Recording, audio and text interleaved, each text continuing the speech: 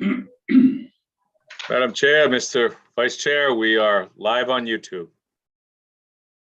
Okay.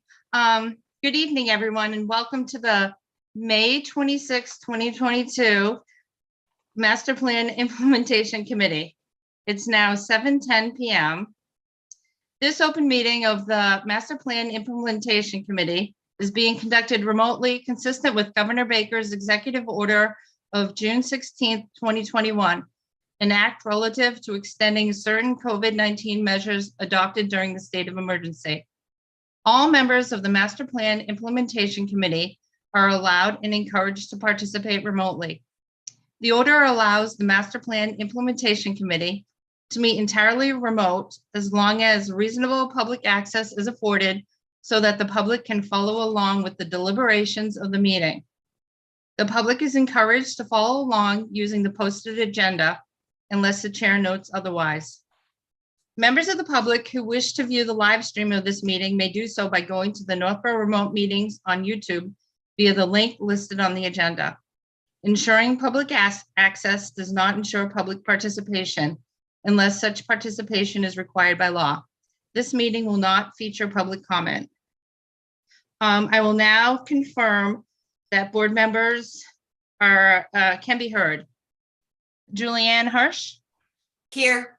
Tracy Camerano. Here. Rick Leaf. Here. Gene Kennedy. He said he could be late. Oh, I see him. Gene, you're muted, Gene. Oh, it's Bill Peterson who said he might be late. Or not. I'm here. Okay, Dario DeMar. Here. Gene Cahill. Here. Ashley Davies. Here. Okay, staff, when I call your name, please respond in the affirmative. Lori Connors. Here. Scott Charpentier. I don't know if Scott's supposed to. He was only here for with us for a limited period of time. Okay, so he doesn't have to answer. The chair will invite each speaker or applicant on the agenda by name to make a presentation and speak to their application. No applications tonight. Each speaker will be asked to mute their phone or computer when not speaking and to speak clearly in a way that helps generate accurate meeting minutes. Those responding will be asked to wait until the floor is yielded to them by the chair. Speakers who wish to respond to the comments of others do so through the chair, taking care to identify themselves. Each vote taken by the board or committee will be conducted by a roll call vote.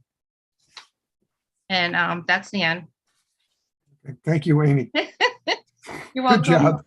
Good job. So I guess this is Rick Leaf, Vice Chair, with Ashley in transit right now. I'll assume the role of chair until Ashley says she's more ready to do that. So basically going to move on to the agenda. The first item of the agenda tonight is an update on the RFP for the downtown master plan. I think you all received an email early this morning from Lori with the most current version of the RFP that we want to discuss tonight. So I'll turn it over to Lori to give us some updates on where the RFP stands and to lead a discussion on the RFP that she emailed to us this morning. Go ahead, Lori. Sure. Thank you. So I have completed my draft of the RFP, and I did send it along to Becca Meekins, who provided me with some feedback, which I have incorporated into the draft. I did also send it along to Rick and Ashley, and they have provided me with some preliminary feedback. And of course, I sent it along to all of you.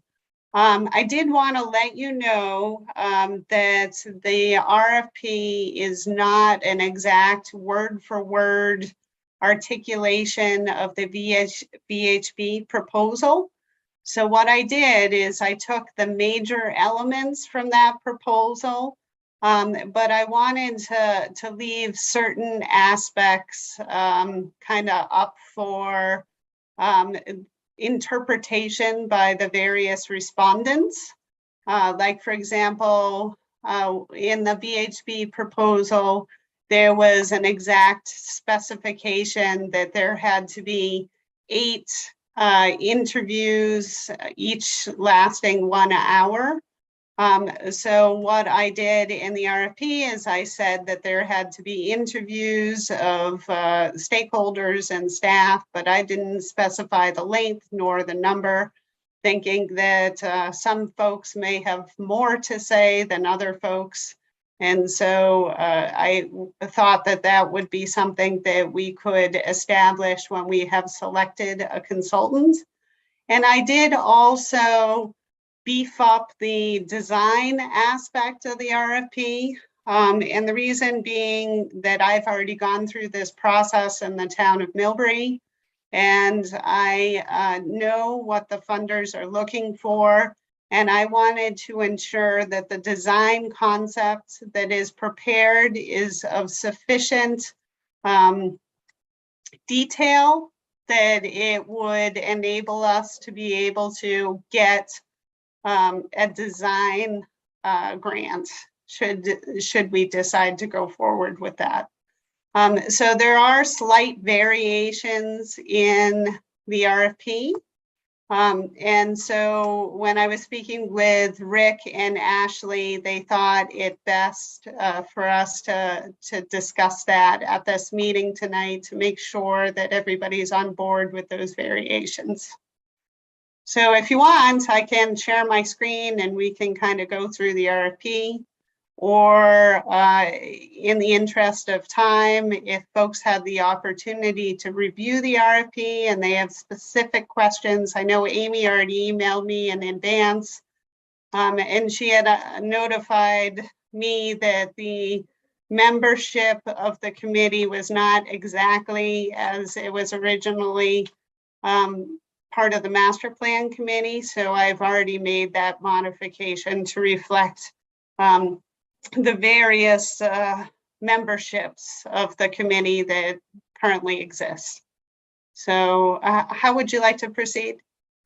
I think at this point, as opposed to going through the whole thing, after Ashley and I had seen the RFP as was presented to us by Lori, we just felt that because the statement of work part, scope of services part, was informed quite a bit different than what we talked about in our February meeting. It just made sense to let our committee take a look at it again. So I guess the thing would be, are there any questions or comments about, first of all, the fact that the format has changed from what we saw from VHB? And secondly, within that, as far as the content goes, is there anything that people saw that was lacking or needs to be changed? So why don't we just take comments from board members now? So I'll open the floor to anyone who's interested in making a comment. So do we have any comments about the RFP as it stands right now?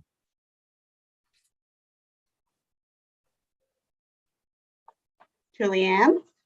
Well, I don't have anything to add, except there were two things that I thought were great. One was the emphasis on public participation, and the other was a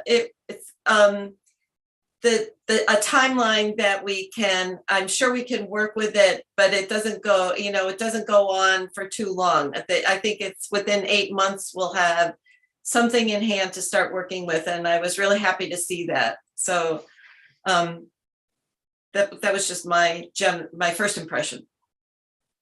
Great. Any other comments? I read it too, and I thought it was great. I didn't compare it side by side with the other one, so I didn't know the scope of work was different, but what I read, I liked. So I don't know. I was fine with it. I thought it sounded great. One thing that Ashley and I discussed with Lori was the fact we thought having completion in March might be a problem as far as if we need to get anything on the warrant for town meeting 2023 in support of moving the project forward, that would be too late. But I think you saw in the cover that Lori sent out with the RFP this morning, she mentioned the fact that by February, we should know enough that we could get some cost estimates from the consultant. If we needed to put anything into the warrant for town meeting 2023, we could get that done, even if the completion date of the actual analysis wasn't done until March sometime. So I think that made us feel more comfortable that at least if we needed something to go on the warrant for next year's town meeting, we know enough soon enough to get that on the warrant. So we felt comfortable with that. Great. Any other comments? Jean? Um, Well, I'm glad that Laurie brought some information into the RFP that reflects her experience in Millbury, because that's clearly that type of experience that's most helpful for us in implementing this. The one question I have on page 4 and 5, the draft plan, it's really a series of, it's really an outline. And when I look back on the original draft that we had, for example, on page 5 from the February draft, implementation and final plan, we identified an implementation strategy, but we provided a sentence or two that provided a little bit more direction in what we were looking for, what our intention is.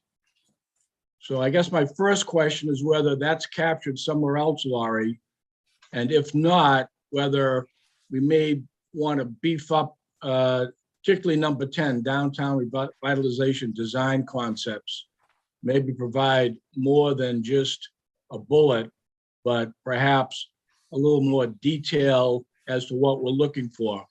For example, downtown revitalization design concepts, the first bullet, land use. I mean, we should add zoning. Zoning is one of the primary implementation tools for a downtown plan. And I go back to the implementation strategy from the original draft.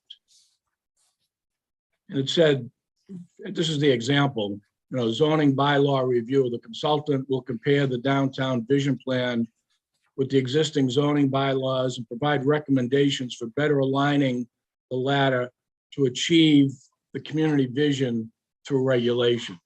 So that's an example of how I think, we could provide a little more detail in that number 10 downtown revitalization design concepts for some of those concepts as a way to provide a little bit more direction to the consultant. Yes, within the existing conditions analysis that I put in the RFP, I did include demographics, downtown character, land use, zoning, public realm and facilities, parking, circulation, natural, historic, cultural resources, and utilities. So zoning was captured in that area. So one of the things that I was particularly interested in is we have the VHB approach. So VHB, I'm sure, is going to respond to this RFP, and they're going to give us their proposal. So typically when you provide an RFP, you provide kind of like the meat of what you want, and then you leave the response. So each consultant will have its own slightly different approach to the problem. And then you select the approach that you like best. So if you provide an RFP that is very detail oriented, then what you get is you get 5 identical proposals, and they essentially just regurgitate what you told them you wanted to begin with. So you really don't have any option of an alternative approach because you were so detailed. So we can go ahead and do that and just kind of tell them all, this is what we want. And, we don't really want anything other than that. But it really does limit the field. You're going to get that, but there are a whole bunch of other consultants who work in this field who do, have excellent approaches to the problem. And I know you reached out to VHB, but I mean, if you decide in the very beginning that you only want VHB, then that's the appropriate approach. But if you've decided that you're not quite sure who you want and you might be open to other approaches, then it's better to be a little more open-ended. Well, I agree to a certain extent, but I think there are other parts in your draft that really address that. You've talked about creative ideas in several locations, And that is the cue for a consultant to come along with some creative ideas, which is fine. And I'm not saying in section 10, every single bullet needs a very specific description. But I think we could provide a little more context, even taking some of the sentences from the implementation strategy from the old draft and just including them either there or in a separate paragraph that tries to address what it is that we're looking for, because everything sort of falls out of the 2020 master plan. We're now focusing on downtown, but there are various goals and objectives from that master plan that we want to see implemented downtown. Another example might be a little, in a few places, a little emphasis, more emphasis on pedestrian or bicycling as another form of circulation. But I agree with you. I think we want an RFP that's going to allow them to be innovative and distinctive so that we have the opportunity to review that, ask them questions, and then pick the best consultant that's going to fall within what our needs are. Okay, if you want me to copy the implementation strategy, I can do that. I don't know, Dario, you participate in these things also. What do you think? Yeah, I was raising my hand. So there's a little bit of truth on both sides there. As far as we're concerned, because I've got 2-3 RFPs to reply to within the next week. So we're doing this all the time. I think to Gene's point, you have to put in everything you want, but to not stifle creativity, we use words such as included but not limited to. So they're going to look at that stuff. It doesn't mean they have to provide a whole page or report on it, but they're going to look at it so they know where our heads are. And then you can absolutely promote all other ideas and suggestions are more than welcome, because you don't want completely open-ended, because there's no way we can compare apples to apples. That gets really crazy when someone says, well, I'm just going to, you have one guy covering the world and you got another guy really OCD on one little intersection. And then we're sitting there scratching our heads saying, can't we do both? But I think if you let them know, when we go through the RFPs, we look at what's important to them. And if they're asking an exception and accepting other ideas and putting words such as, include things such as this, if you have other thoughts, we're more than welcome. But then you get a minimum kind of bottom line of the stuff you want considered. And if they think something's, really out of whack or not needed, then we tell them, please tell us that. Because they may know something much more than we know about a certain situation or circumstance or detail or qualifier. And then just let them have that opportunity to say, we listen, but we don't agree, and here's why. And then all of us can make that decision based on their expertise. But I think it's good to include as much as we want to open their eyes to everything we're looking for, but don't make it restrictive so that they're just filling out the blanks like a voting form and putting a price at the end. Because to Lori's point, let them do what they do. And we often win a lot of awards because we give them everything we want, and then we give them what we think they should have. So we say, here's the answer to your questions, but here's what we think you should do. And we just did that at 10 Acre. They said, gee, nobody suggested this. I said, well, you're asking all these questions, but I kind of think I know what you really want. So here's the answers to your questions so you can compare us apples to apples. But here's what we think you ought to do based on what we're hearing the questions. And they're like, oh my gosh, that's great. Now it's up and built, and they love us. So I think both people are right. You have to give them what you want, but you have to open it up and never stifle the creativity, because they do what they do better than we do. And that's when I think the doctor should be the one telling us, how to get better. Are there any other comments on what Jean brought forward?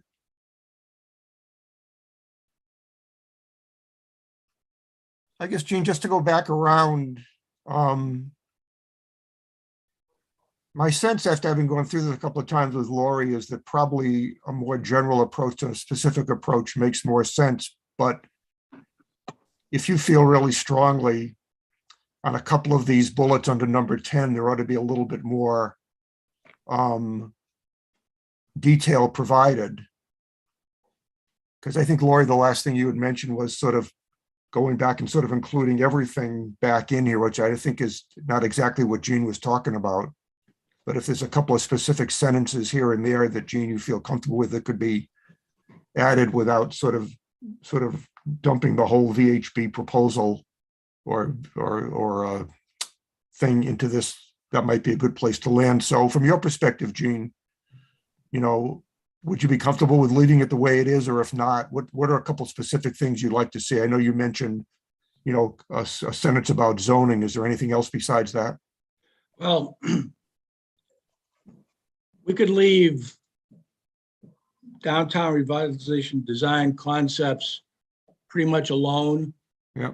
I mean, I would add land use and zoning. I would add circulation, pedestrian, vehicular, and bicycle, just to carry from the previous section.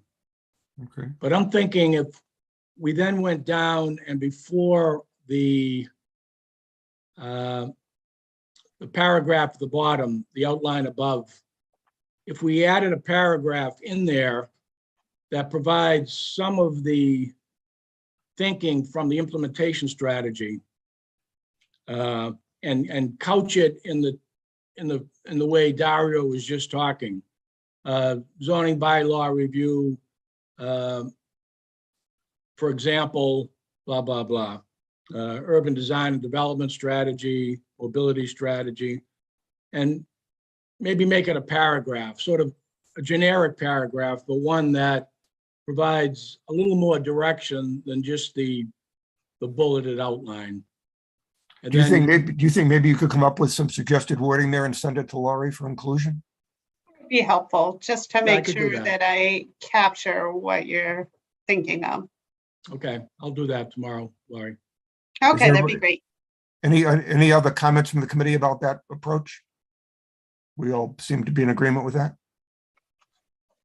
Hearing no objections. Okay, so Jean can provide a little additional wording to go in at the end after C there on page 5. Beyond that, any other comments or suggestions about the RFP as Lori sent out to us? Hearing none, then I think what we'll do is we'll go Rick, I'm forward. sorry. We'll go forward with the RFP as Lori Rick? sent it to us. Like you said, Amy sent her a couple of comments and Ashley and I sent her a couple of small comments. The only other thing that's going to be pending is John Kader needs to take a look at it, and he may add some comments also. But I think our approach would be that the RFP will go out as we've seen it tonight, plus what Jean will provide to Lori, plus any comments from John Kader and a couple of small things that have been emailed to her by other committee members during the day.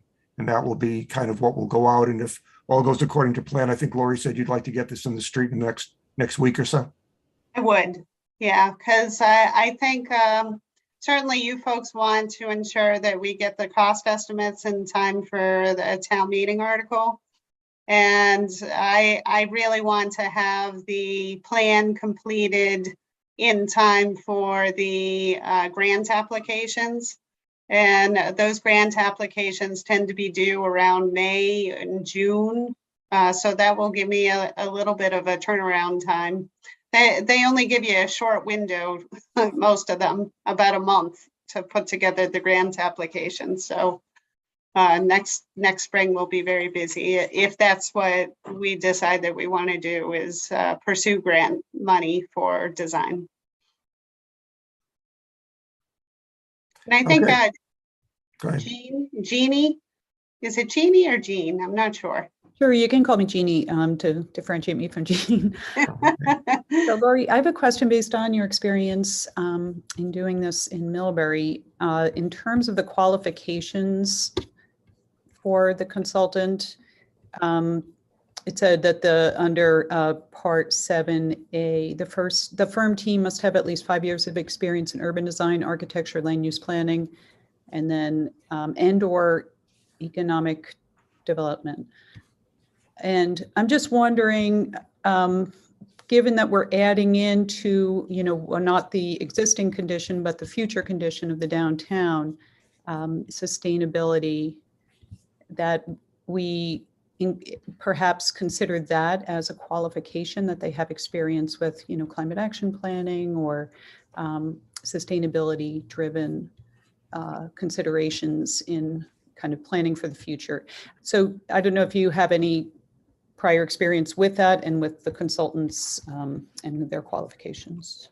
Sure. I can absolutely add the sustainability, and I strongly recommend that they do have that type of background, because that's what the state is looking for. They're looking to fund projects that mitigate climate change. And of course, the Complete Streets program is all about improving pedestrian and bicycle access. So that is key if we want to attract grant funding. What I really anticipate we will get is teams of consultants. So we will get a variety. In the case of Millbury, we had a multidisciplinary team that consisted of 2 engineering firms. We had Mass Audubon. We had Central Mass Regional Planning. We had a watershed coalition, and that was the team. So we had actually 5 different types of vendors that became our team. And I think we ended up with an excellent product. I think it's unlikely that we will find one consultant with all of these skills, like particularly with the marketing and the economic development. That tends to be a very different skill set than the design aspect. So chances are we'll see consultants partner with each other on the response. And I think that would actually be ideal. So I would look for that. I certainly would feel much more comfortable with having a planning organization do the marketing study and the zoning analysis versus an engineering firm. And we'll see how the responses come in and who we have to choose from and what we want to do from there. Right. All right, any other comments before we close this part of the agenda? Hearing none. Okay, first of all, thank you to Lori for pulling this all together, getting it ready to go. I think she did a really good job, and thank you for the committee members for reviewing it and making their comments tonight. And at our next meeting, I guess one thing, Lori, is once it hits the street, why don't you send an email to the committee just informing them that, you got John's comments, it's complete and it's gone out, and then you can give us an update as to what's going on, at our next meeting. Absolutely. And just so you know, there's usually a lag. So you finalize the plan and then you have to advertise. So there are 3 different areas that you have to advertise in. You have to advertise in combis, goods and services, and usually I advertise in the Worcester Telegram and Gazette. So I time it so that it hits all 3 simultaneously on the same day.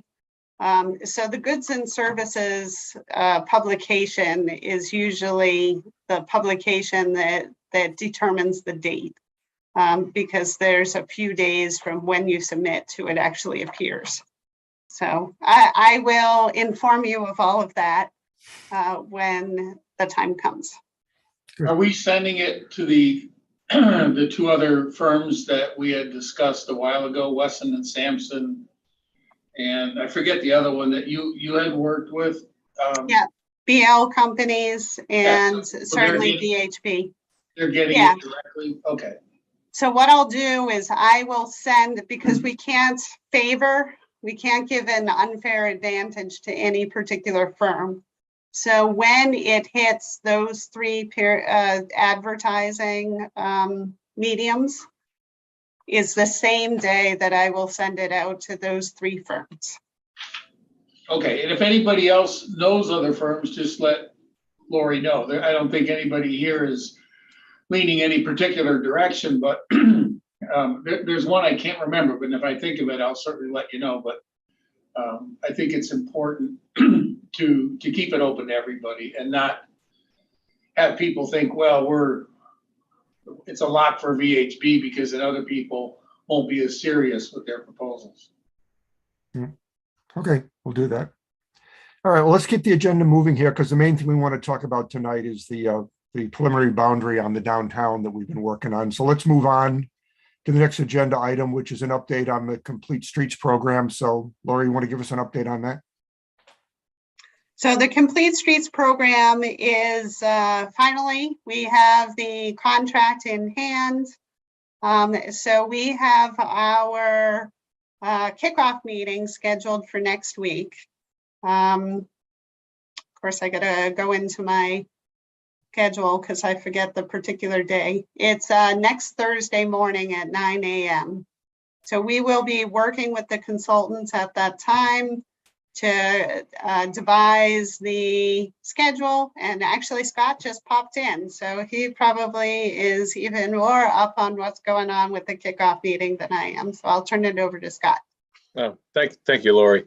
Before I continue, I'm looking for Ashley. All right, Mr. Vice Chair, we have a Ben Davis looking to come in. Yep, that's Ashley's husband's name, so it must Okay. be her. Is he a surrogate participant? Let's see. It's probably his computer. We must have lost Ashley. I think we think Ashley is coming in under the name of Ben Davis. Okay, all right. I will, once we confirm Ashley, I will, there we go. Ashley, are you Ben Davis? I'm Ben today. I see Ben in the background. Well, yes, he is in the background. He probably doesn't want to be. Welcome back to the real world. Thank you. That's Madam been a Chair, day. would you like to change your name or would you like us to? I can do it. Thank Thanks. you. Ben, I can change it back after. So Lori was talking about the Complete Streets. And we have an upcoming kickoff meeting with the staff, with our consultant, Woodland Curran. Part of that meeting will be preparing the schedule going forward. You've all seen the schedule. And our first list of public outreach processes to develop the prioritization plan. It's hasn't started yet, but we're scheduled for next week. Okay, I think from a master plan implementation committee perspective, Scott, the main thing we've been talking about is as the prioritization process goes forward and there's places to provide input, we just want to make sure that the way the master plan viewed walkability and bikeability in particular areas of town that were sort of isolated by town residents as being high priority, that sort of work their way onto the list. I know that there's going to be lots of different competing interests as to what happens when. We just want to make sure that the view of the plan gets represented into that priority, and some of these things are scheduled to happen at some point. So just to let you know where we've gone so far with our consultant, they are the ones who developed our database for sidewalk inventory and conditions. They'll be conducting another complete evaluation of all of our sidewalks this autumn. And excuse me, they have a copy of our master plan, the final version of it. So in preparation of our kickoff, they have all of our data, they manage our database, and they do have the master plan. So we're not going to be starting from scratch. We have a relationship with the consultant. They're familiar with our town. So I'm confident it's going to go quickly. And the public outreach piece and how we do that is kind of the focus, as well as the schedule for our meeting. Good. Okay. Any other comment? Oh, that's right. Sorry, Ashley. I'll defer to you. No, Rick, I think, I mean, you've done a great job. You might want to continue. I'm still getting my bearings here. Sorry about that. So I guess before we close this part of the agenda, are there any other comments for Scott on complete streets or anything relating to the master plan as far as transportation, bikeability, walkability, or anything else? Or I think right now it looks like things are underway for complete streets, and it looks like, we'll have our opportunity to provide input through the master plan into the process. So that's the key thing right now. But any other comments or questions? Hearing none, I guess we can move on then to the main topic of discussion tonight, which is the preliminary boundary for the downtown. I think, as you know, Lori sent out to us a really nice map that sort of color coded how members of the committee represented different areas of the town and where they saw potential boundaries. So I think, Lori, if you could share that map with all of us, that'd be a good thing to have up on the screen as we hold this discussion.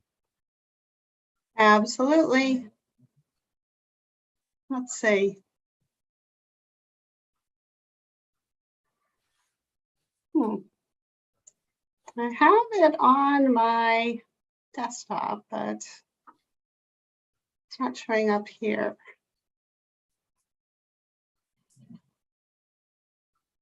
Maybe it's this whiteboard. Let's see. No.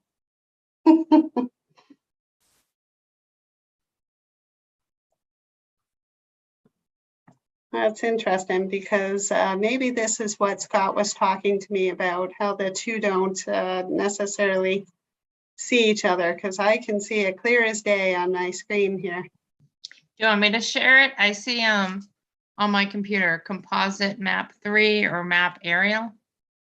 Yes. Is it the I think composite? it's not the aerial one, it's the other one that's got the colored lines on it. Yeah, if you Okay. can share that, that'd be great. And then I can speak to it. Okay, I'll share it. I want to make you the co-host, Amy, so you have sharing rights. Okay, well, I don't think I have to. I think, well, maybe I do. I don't know. It's letting me share it, I think. Thank you, Amy. I was looking for it, but I couldn't find it quickly enough. Is that it? That's it. Yep, that's it. Can you make it a little bit smaller? Just- Well, we'll see. And maybe move it up Like- a little bit.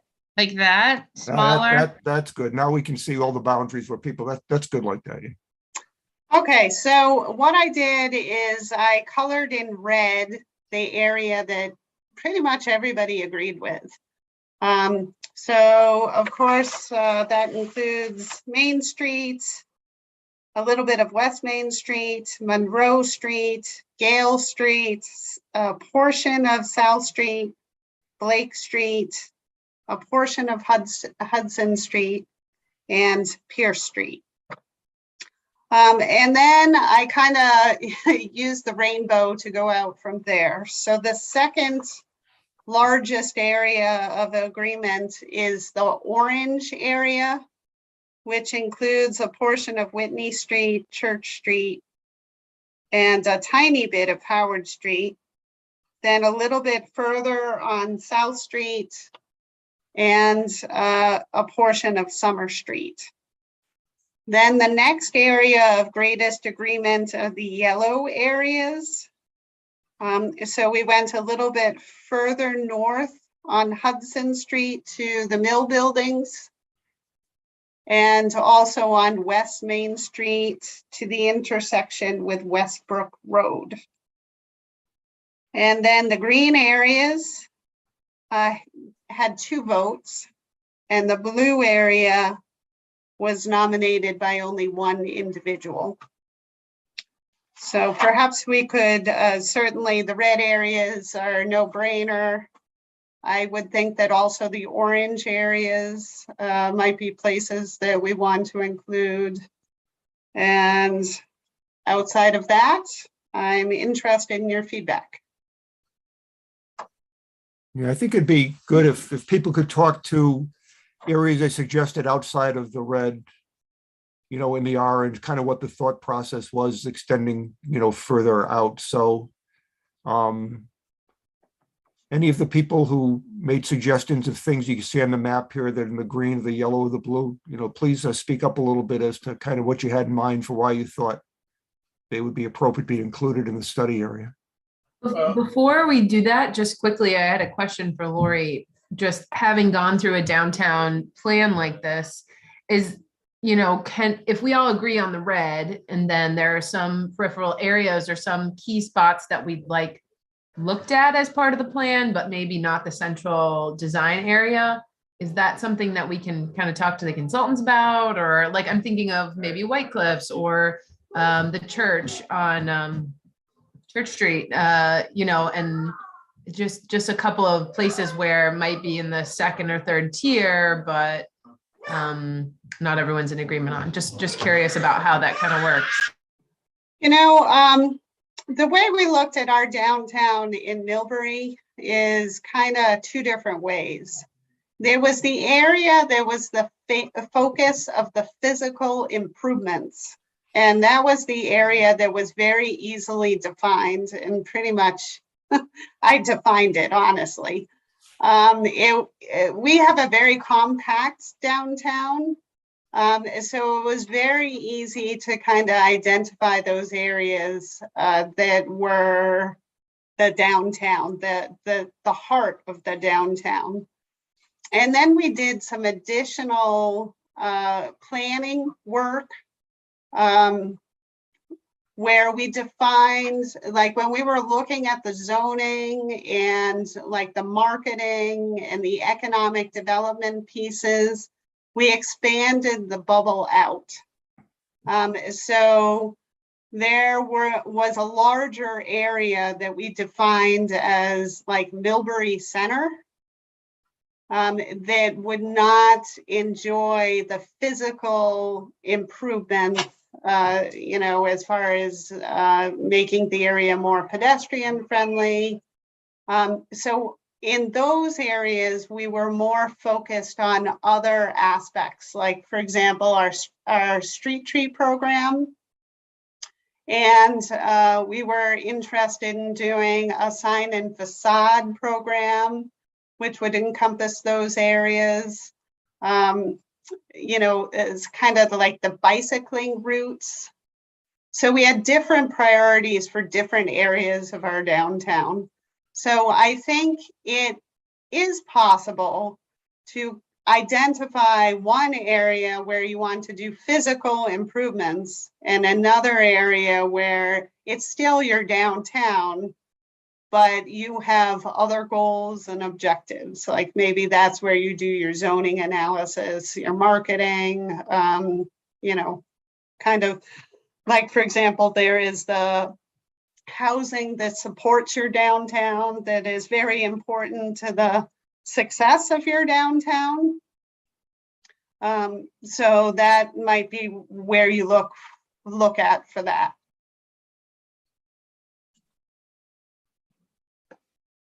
Thank you. I think that's helpful. Yeah, I know somebody was beginning to speak when I asked that question, so please chime in.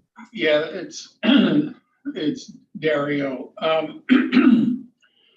I don't, sorry about that. I just got over COVID. So if I cough a little, I apologize. I'm trying to turn it on mute when I can.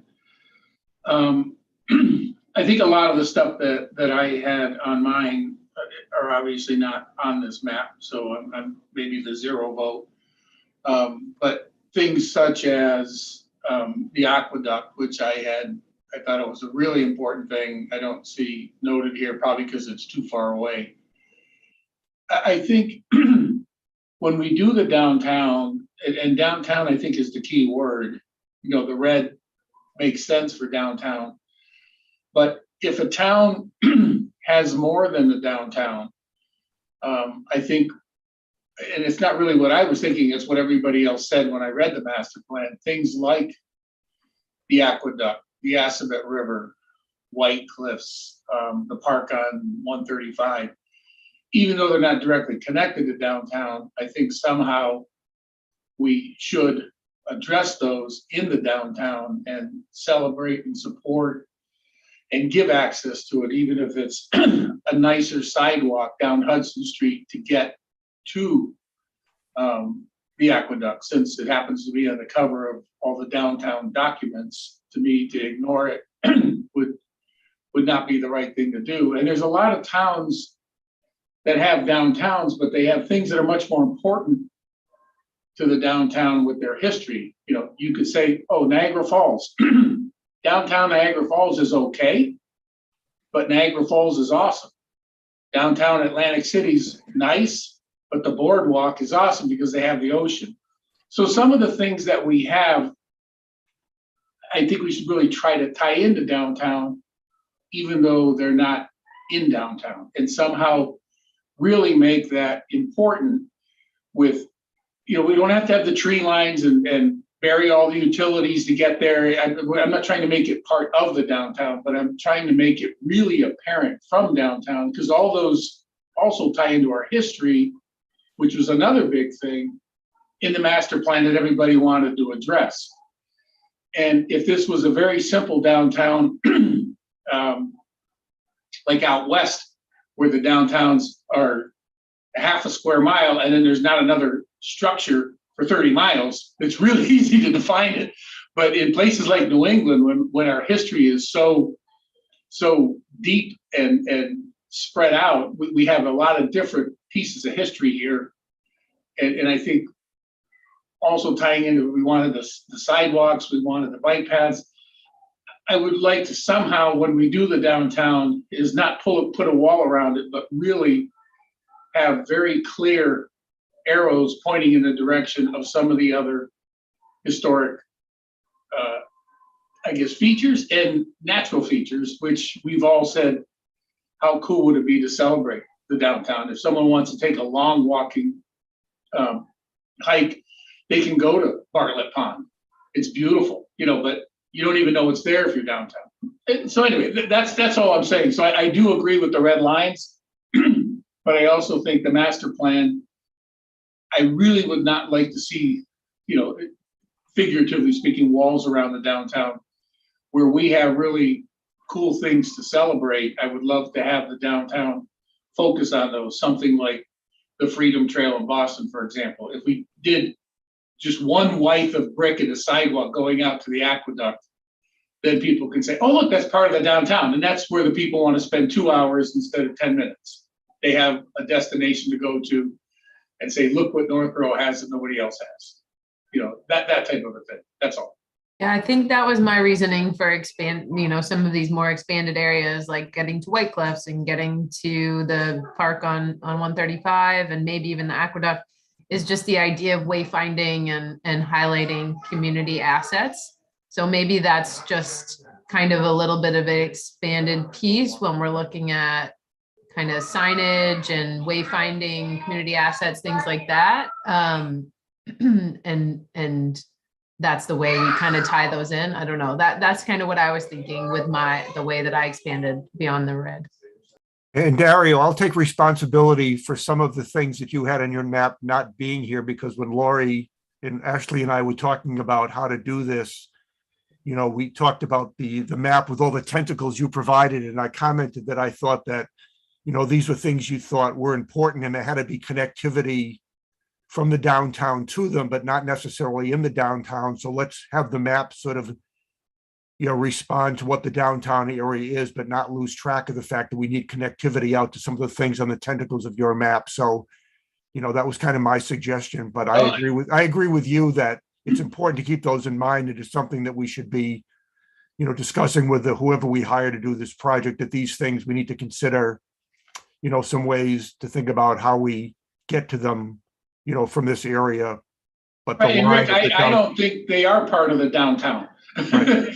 But I think they're part of, if we do the downtown, it would be nice to have those portals really somehow addressed, accentuated with a graphic or with something that as you're in the downtown, we can say, hey, this is nice, but look what else we have around the corner. So I wouldn't extend the definition of downtown out to the aqueduct or the 135 park, but I would absolutely have cool little entrances into the downtown that says, you know, if you go this way, you get to see the park. If you go that way, you get to see White Cliffs. If you go that way, because almost any direction we head, we have kind of a cool thing out there. And I think that makes us a little bit different than a town that only has their downtown. So no offense taken. I get it. I agree. As I said, I agree with the red as a definition of downtown, but not necessarily limiting the master plan to that piece. I still, the point was to try to incorporate that. So I think we're all on the same page. Okay. Amy, what have you got? Yeah, I didn't send in a map because I agreed with Dario's. And also I think John Campbell's was very close to Dario's, but it didn't have the tentacles. Like, I agree. I actually think the red should go a little further up, maybe to White Cliffs or at least past Aluminum City. So they could do a market analysis of Aluminum City that's right on the waterfall. And to have that included as part of the downtown is kind of really cool, that area. It stops the red stops right before Aluminum City. Well, the red is only an indication of how many people said this is where the Yeah. boundary was. Other people, the line goes further down Main Street because other people talked about that. So I was thinking it should go a little further, Yeah, maybe okay. even all the way to White Cliffs, because there's a lot of pieces in between there that could be developed as part of downtown. Okay. But I agree with all the other parts of the red, and in the green with Park Street and Summer Street and School Street, those are all residences that like would feed into the downtown and support the downtown. I'd be interested in hearing do we have anybody on the meeting tonight that had mentioned Wind Street and Park Street and Wind Terrace, the other side of Summer Street as something they recommended and why? To me, it wasn't made, but to me, I would think it's not really part of the downtown, but it also is. Like, I went to a class on economic development in the downtowns, and it said to pick the center and then do like a mile radius around it. And so you don't necessarily have to build all houses on Main Street, because all those houses behind Main Street are feeding into the downtown. Like, all those people can walk. I don't know, maybe the person included it because that would be housing for downtown, but I don't know. I mean, I included Summer and School, the bottom or the north part of School, because I just felt like those were historic homes that, really represented the history of our town and were really walkable to a lot of the downtown assets. But I understand that being sort of like a second tier sort of housing piece. So. And I think inside of that Summer Street boundary, we've got the Housing Authority, development on Village Drive, which I think you could make a case for that. That kind of housing is kind of downtownish. And on Hudson Street, we have the Center Drive thing there. So we have a couple of Housing Authority developments that are probably a little bit, appropriate for inclusion in the downtown. So, but I can see the idea that the homes a little bit on the other side of Summer Street could also be considered, if nothing else, to consider how to effectively engage them easily in getting to and from the downtown area. And it was all part of like even zoning, that's all general residential, that whole section. Yeah. Together, so.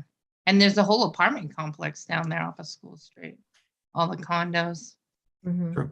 Near the library and everything.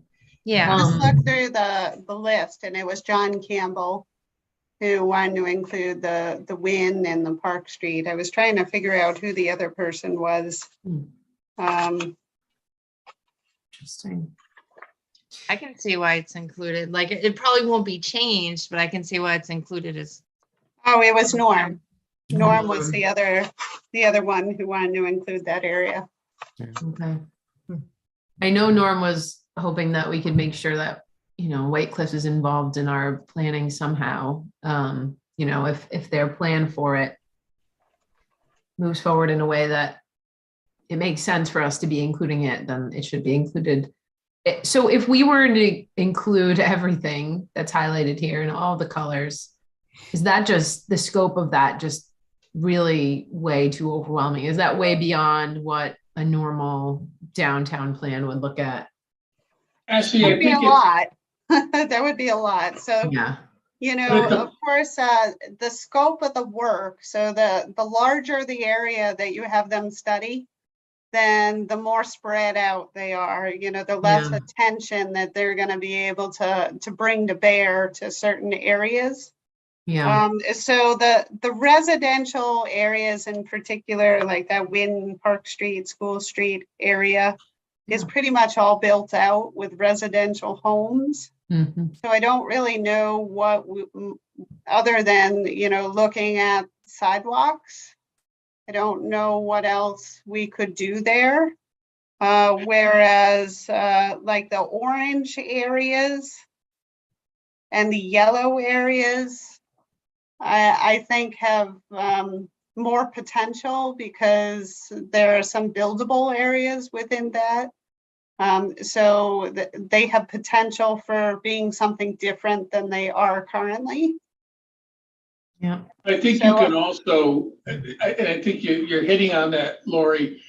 If we include it in the downtown, it does not mean it has to have street parking, lanterns, the red brick, the treescape. They don't all have to look like the downtown, but they can feather out, and maybe the one common link that they all have is a sidewalk, just some walkable accessibility to the downtown. So those neighborhoods, we don't do a whole lot with them, but if someday we change the street lights, well, maybe those match the ones downtown, if they have any street lights. So we don't spend a ton of money, but we just try to tie it all together. So as you get closer to downtown, you have all 8 of whatever those characteristics are.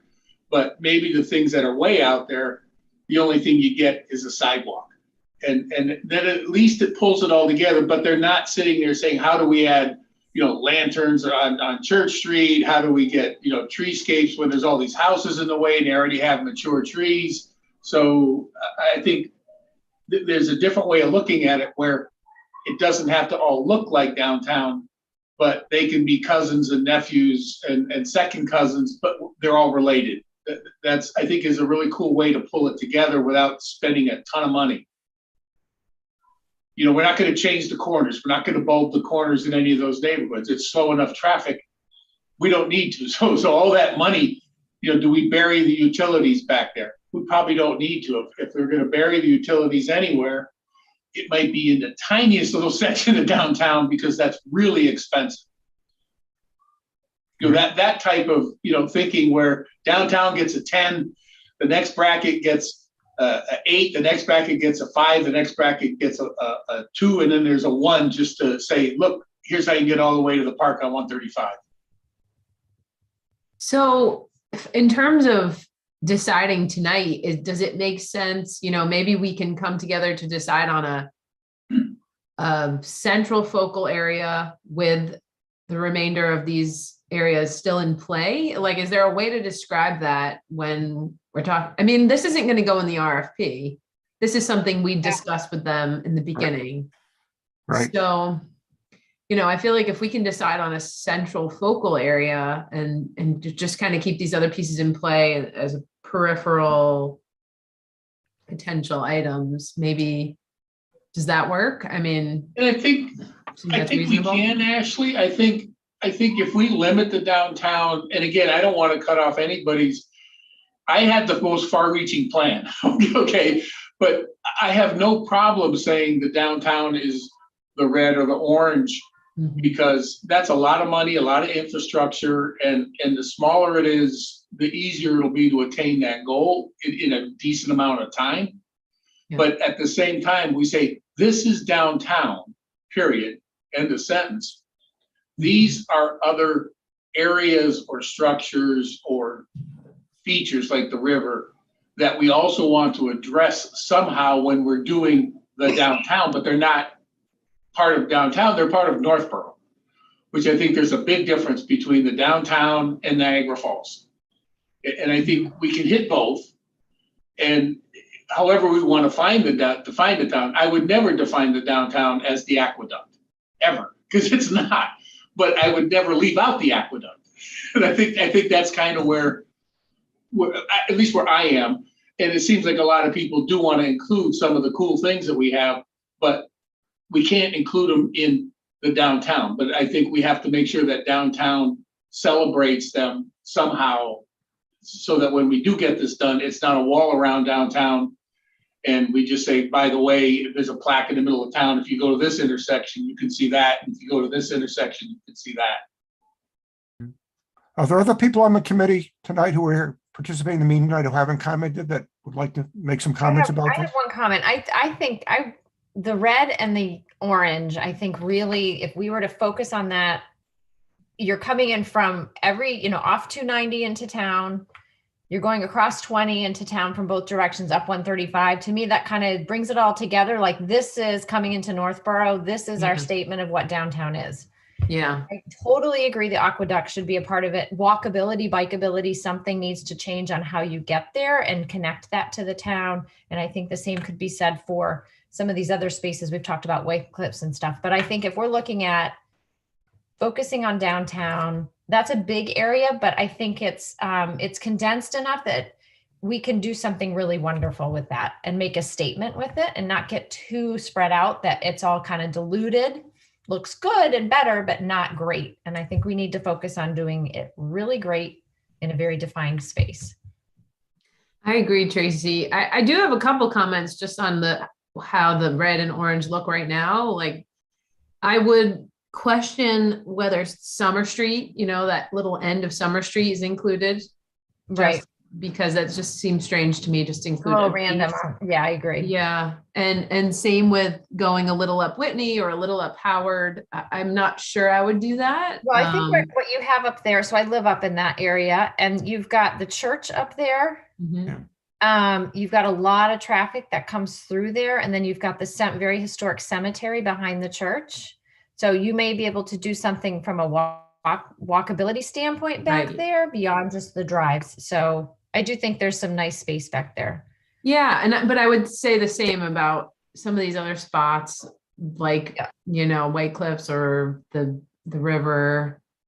Yeah. So, but I don't know. That was just one question. And then I think I might include that little yellow piece to bring it up Hudson just a little more.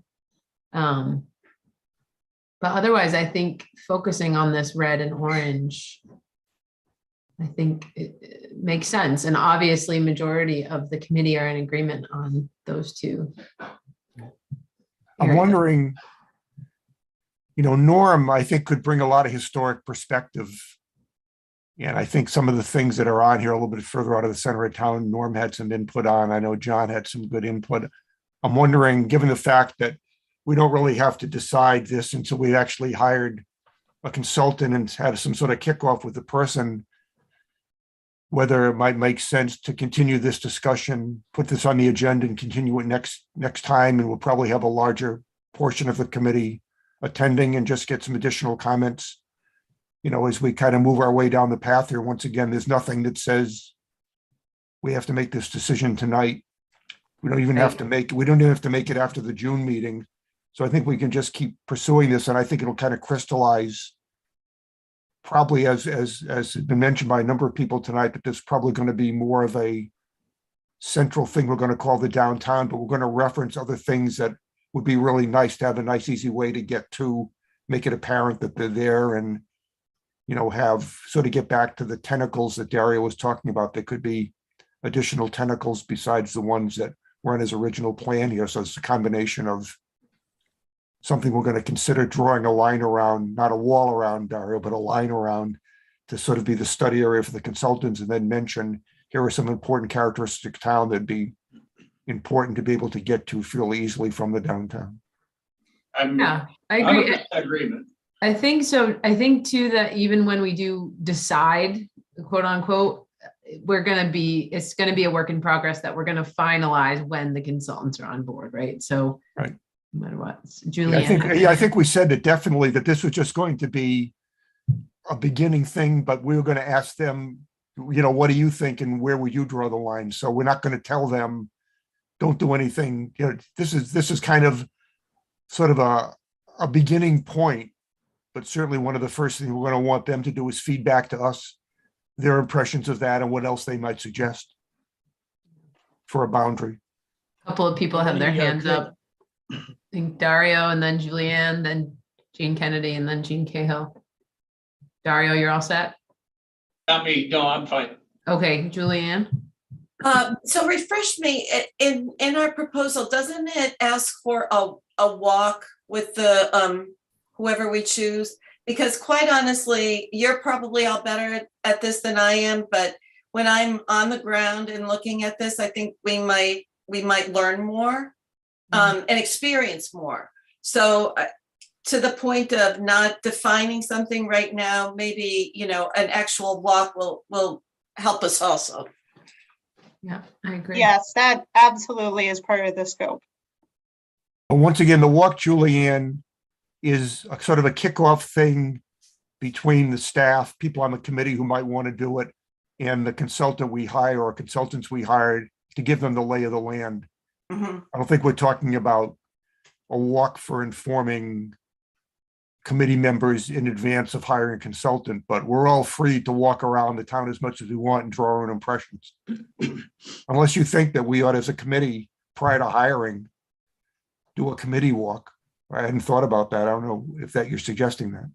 No, my question was, when we finally hire the consultant, I thought that was going to be one of the, a step along the way was to do a walk with Yeah. whatever team we have, and, maybe, just really come up with, the red is where we want you to put all your money and your efforts, but please don't forget about green.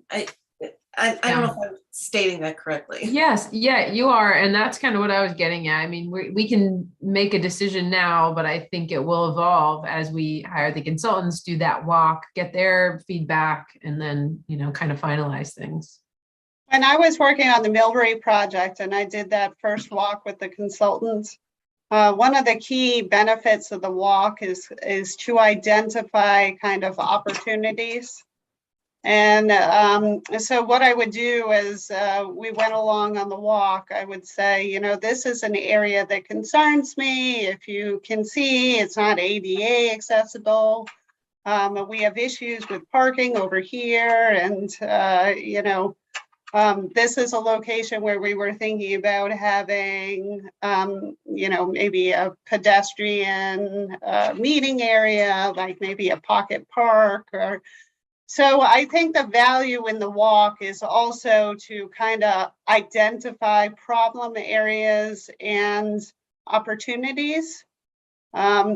So I think there's value in that. So it's not just familiarizing with the area, it's also kind of saying, hey, we think that this area has a lot of potential, but we're not quite sure what to do with it. Be super interested, like this area, the Pierce Street, Blake Street area is just kind of an underutilized space.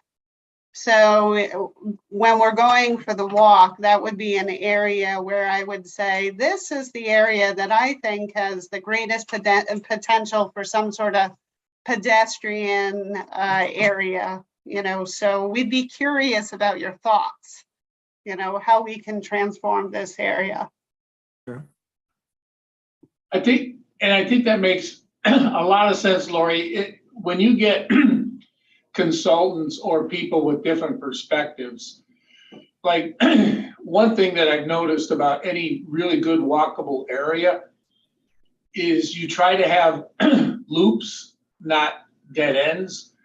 And that goes all the way down to something as simple as when we do senior living, at the end of every corridor, we call them dumbbells. There's a room, a big enough room where you go to the end, you walk around in the circle and you go back, so you don't feel like you're in an insane asylum where you go to the end, you turn around, come back. So when we look at this, I see some really cool loops. One loop is going down 135, turning left on Summer and coming back on Route 20. That's a nice walk. It's doable. There's little loops within that, but even River Street could complete a loop, especially if we get to celebrate the Assabet Rivers, where we go down 20, River Street, Hudson, and back, and then that's a loop. So as people walk around, you can start anywhere and end where you started without doubling back. That's kind of a really, it's a very simple city planning thing for people that are trying to deal with pedestrians. And in each one of those little blocks are also smaller loops. So if a senior only wants to walk a quarter of a mile, they can go down Blake and just do the tiny loop. So you've got tiny loops and big loops for people that have more time or don't. And the other thing that when you look at it from a different perspective, if you're driving into town from 135, coming from Route 9, there's a real opportunity there on the left with all that Assabet Park, where all of a sudden it's just, it's trees. But could it be something that we make look really cool as you're entering into the downtown? Oh, look at the park on the left, whether it's lanterns and benches that become just a little more of a boulevard feel on the left-hand side because it's theirs, it's public, and it can celebrate our entrance into the downtown as opposed to just being some trees, whether it's, we could put solar things. And so I think we have chances to capitalize on the downtown. I think we're all kind of in agreement too, that we limit the downtown by definition, but also there's other strategies when it does come to walking. And I know a loop is a big deal as opposed to my tentacles. Tentacles, you go there, it's cool, you can stop at the aqueduct and come back, but it's nice to be able to walk in a loop and where you parked your car, you come back and say, oh, let's do the downtown one. We'll do the big one. We'll do the little one. That's kind of a fun thing that I think what Julian was talking about is if we do go for a walk, the best thing that to me comes out of a walk is looking at it from other people's perspectives, because everybody sees things differently. And it's amazing how someone will say, oh, look how neat that is. And then you sit there and you go, my God, all these years I've been walking by that and never really paid attention, like the little waterfalls by Aluminum City. But many people might not even know it's there, but it's really a cool little waterfall. And that's the type of stuff that you look at and you get a smile on your face, and it's free. Anyway, that's probably happened too much. You're muted, Ashley. Oh, sorry, I was just saying Gene Kennedy and Gene Cahill both had their hands up. So Gene. I was just going to ask, how many members of the committee submitted a downtown map? Are we still missing some people? Do you think we give everybody a I'd say half. Yeah, I'd say about that. half? So I think I maybe got maybe 6. maybe a memo to the committee saying at the next meeting, we're going to wrap up the discussion of our general ideas about the downtown. We can do that at the next meeting and then sort of leave it until they have the consultant. Yeah. Maybe get more input from other committee We got members. 7.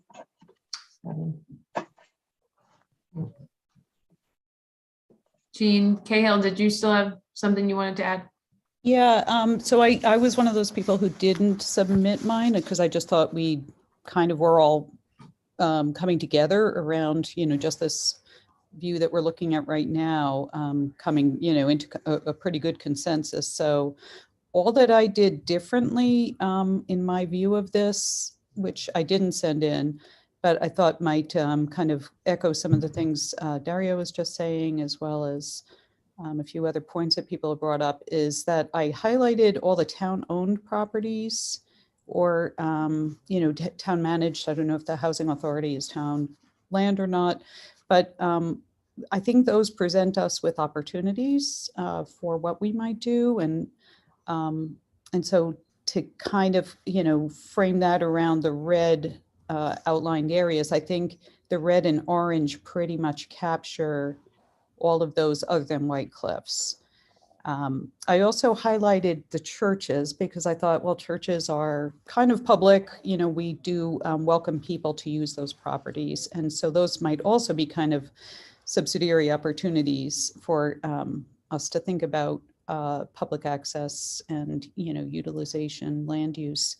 And then a third thing that I highlighted were some really key areas along the Assabet that are beautiful properties that I don't know if it would be possible for us ever to get downtown businesses, property owners to grant easements. But certainly, there's a very large parcel that is now Harvey's along the Assabet, just between the red zone, the east end of the red zone and Hudson Street.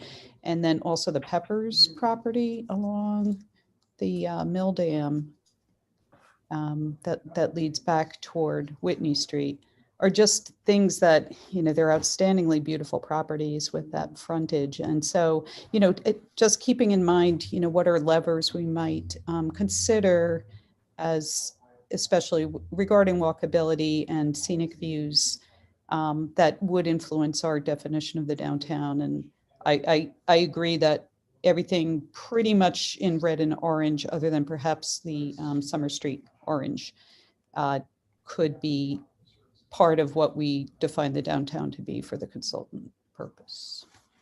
So that's just my feedback, since I didn't give you my maps.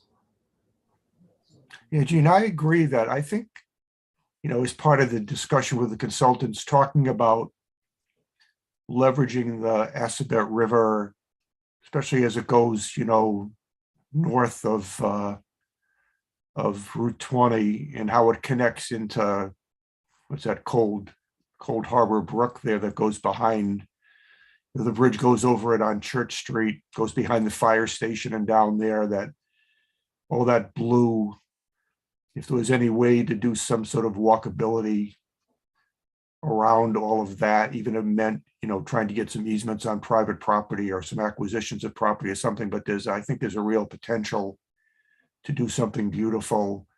And that would be right around the northern boundary of whatever we're going to consider the downtown to be. It could be a great add-on, sort of recreational beautification kind of thing. So even though that doesn't come out specifically, I think it'd be important to get some opinion as to what might be able to be done about leveraging off of that.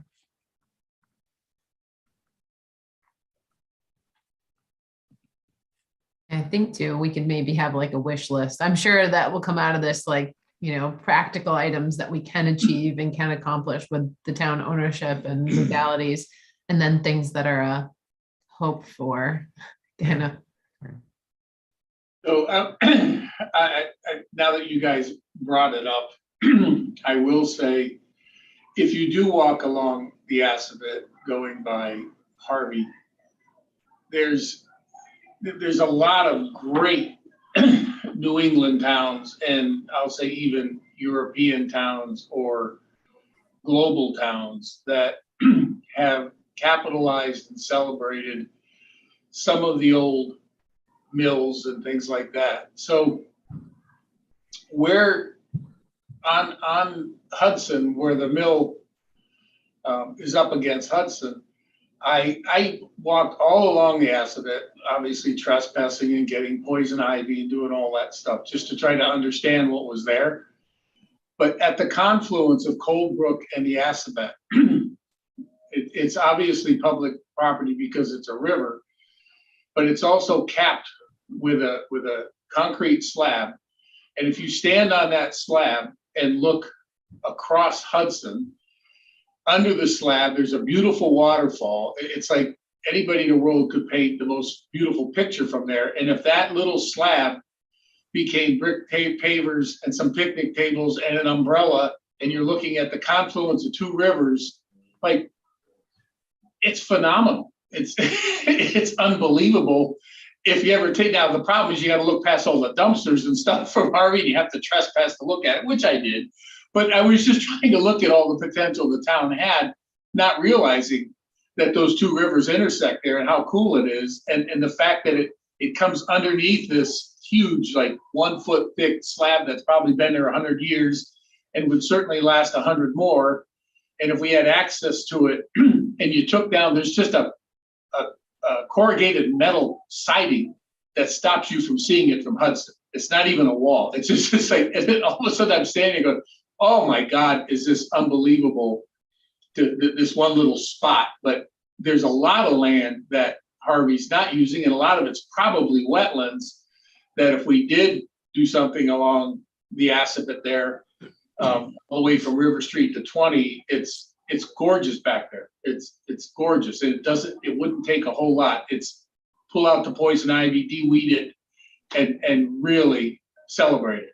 And that could be the hiking trail that makes that loop. You don't even have to go down River Street. You just walk along the Assabet.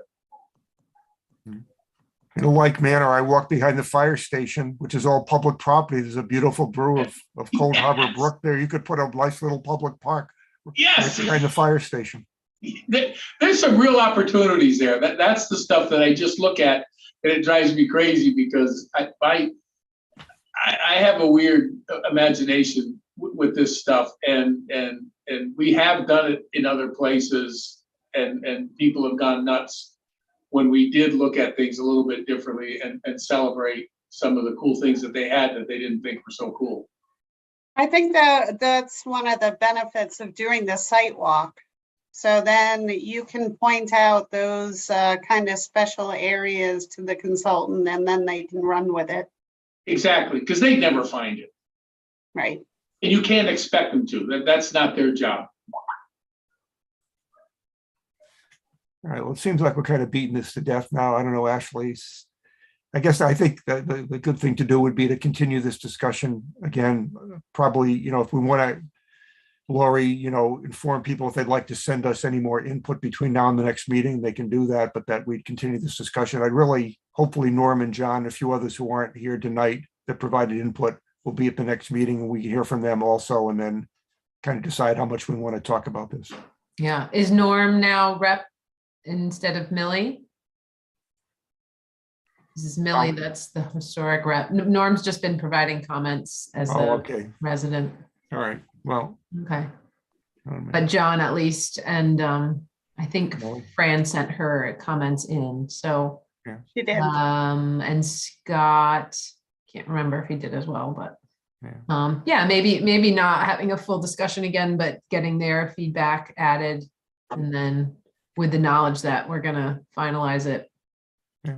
When we have the consultants on board. Okay, Okay, I'll stop sharing. yeah, thanks, Amy. Yep. Was that the final agenda item? I don't have the agenda. we had the minutes of March 17th meeting to discuss. Okay, I just wanted to mention one other thing quickly before we move on to that. I think it was apparent tonight that I've just taken on a new job and I just don't have the amount of time that I had before to devote to being the chair of the Master Plan Implementation Committee. And as much as I'd like to remain as the chair, I just don't feel like I can do it justice with my new role. So I was hoping tonight, I didn't know if we needed a formal vote or not, but perhaps Rick and I might be able to switch chair and vice chair. Rick's been doing a lot of heavy lifting behind the scenes. So I think, this would be a good switch. He's already kind of stepped up for me. And so that's sort of where we're at. I think what might make sense, Ashley, might be to put an agenda item on next month's agenda, Okay. discuss chair, vice chair relationship and have the committee make a decision how to proceed. Sure. Do we not have enough tonight? And it's not an agenda item, so we can't, I don't know. Yeah, I think this is probably important enough that we should make an agenda item and also have as many committee members here as possible. Okay. I just wanted to say that you've done a great job and the two of you seem to work really good together. So if you do switch roles, you'd still be working together like you have been. It's almost Yeah. like co-chairs, but you'd Yeah. be chair and vice chair. Yeah, I'd love to stay, involved as much as I can. But again, I don't want to be late to meetings every time and having other people having to start the meetings. And it's just, I think is going to be increasingly difficult for me to just be as present as I can be and to take in comments and just distribute them. So I think Lori can confirm that every email that we do goes between the three of us. right. Yes, absolutely. Yep. Okay, well, I'm fine with having it as an agenda item next meeting to make it official. Okay, and that just brings us to minutes. Yeah. So I guess, are there any comments, changes to the minutes that Michelle had sent out to us? I had one. On page 3, near the very end, the next to last paragraph, well, the last paragraph is consideration of minutes from the prior meeting. Then the last paragraph starts with Mr. Kennedy, and the next to last paragraph starts with Mr. Leaf.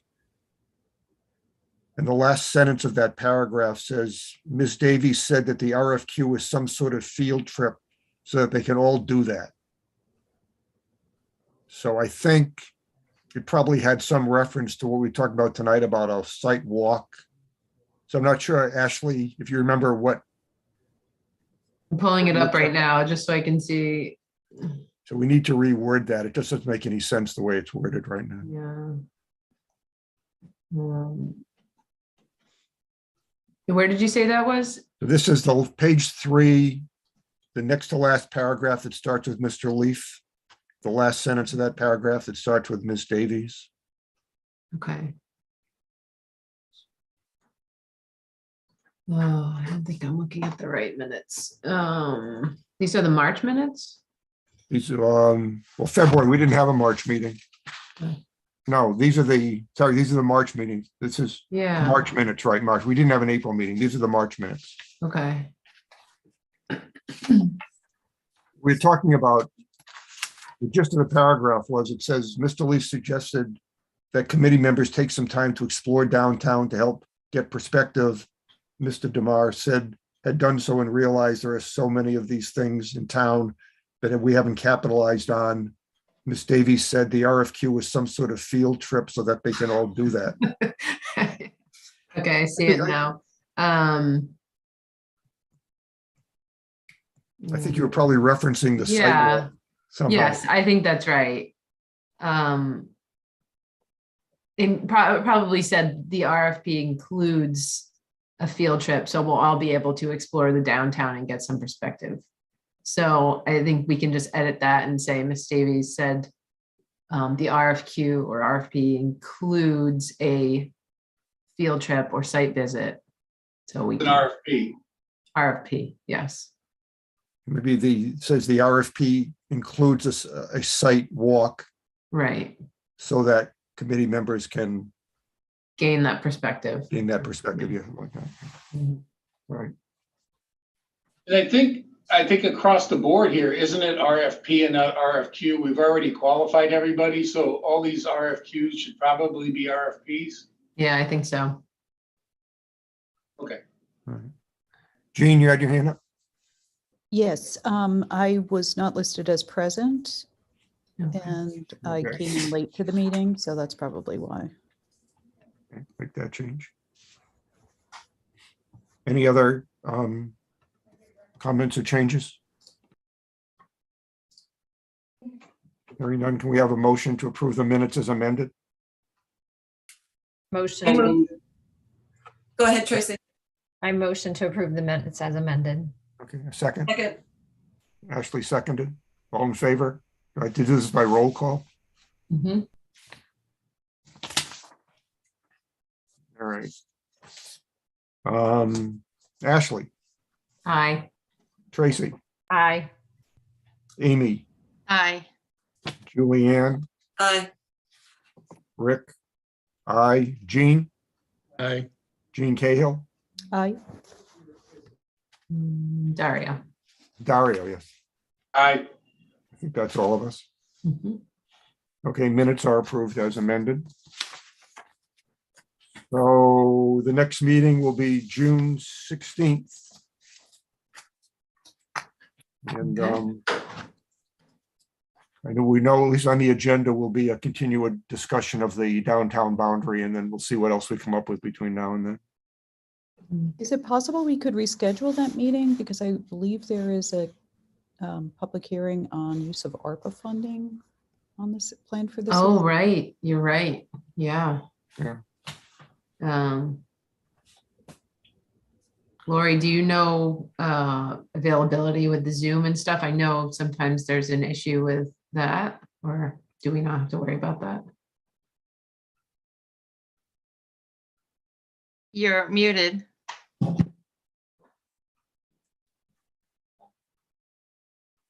Lori? We won't have an issue rescheduling a Zoom license. We'll be okay. Okay, okay. Yeah. Is there a day that people, if we rescheduled, could we do another day that same week? Do you think? Lori, what's your schedule first? I meetings. am booked on the 21st. I also can't do the 22nd in the evening. If you wanted to do it during the day on the 22nd, I could do that. Well, we could try the 23rd, if that worked for people. That seems to work. Just a week later.